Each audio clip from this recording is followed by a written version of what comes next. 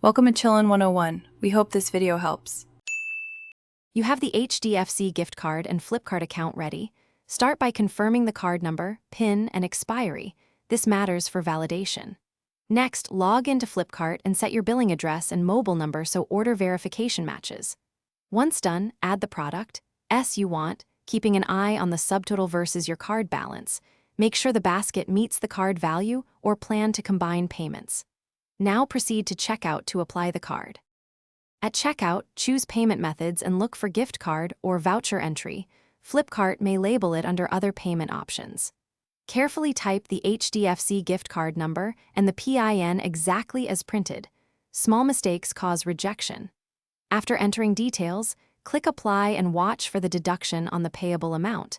If the card covers part only, the remaining balance will show. Make sure to choose a secondary payment method for any shortfall before confirming the order. Confirm the order once the gift card deduction reflects and complete any remaining payment via your preferred method. Keep the transaction summary for records. If the gift card fails to apply, recheck the card number, PIN, and expiry. Ensure the card has sufficient balance and that Flipkart accepts Hdfc gift cards for that item.